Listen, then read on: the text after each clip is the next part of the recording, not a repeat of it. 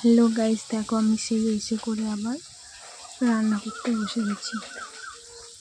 কী রান্না করছি তোমার দেখাচ্ছি। ঢ্যাঁড়স ভাজা আর যে আলু কাটা আছে, মাছের ঝোল হবে। মাছটা অর্ধেক ভাজা হয়েছে আর অর্ধেক এখনো ভাজা হয়নি, এত গরম পড়েছে। মাঝে মাঝে রান্নার কাছে বসি, মাঝে মাঝে গিয়ে পাখার কাছে গিয়ে একটু হাওয়া খাচ্ছি আর জল খাচ্ছি। বোতল করে নিয়ে জল খাচ্ছি। 2 লিটার খেলে ভালো, আর হচ্ছে 4 লিটার হলে তো আরও ভালো।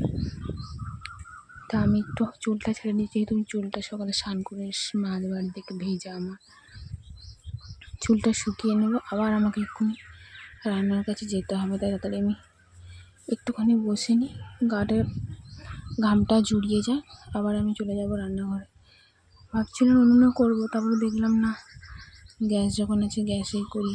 শরীর তো খারাপ লাগছে বসে বসে, তো অতটা গরম লাগবে না গ্যাসের ধারে, আর উনুনে করলে পুরো গরম।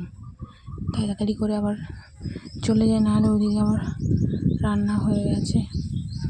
এই তো আমি তারপরে একটা মাদের বাড়ি থেকে লাল পেয়ারা নিয়ে এসেছিলাম, লাল পেয়ারা আর সঙ্গে একটা আম খাবো, পাকা, যেগুলো আমি সঙ্গে করে নিয়ে এসেছি। কালকে ঝড়ে যেগুলো পড়ে গেছে সেগুলো আমি সঙ্গে করে নিয়ে এসেছি। মিষ্টি না টক জানি না, আগে ছাড়িয়ে দেখতে হবে, তারপরে বুঝবো মিষ্টি না টক। না, খুব মিষ্টি খেতে, হেবিই লাগছে। একটা খাই আর একটা খাবো।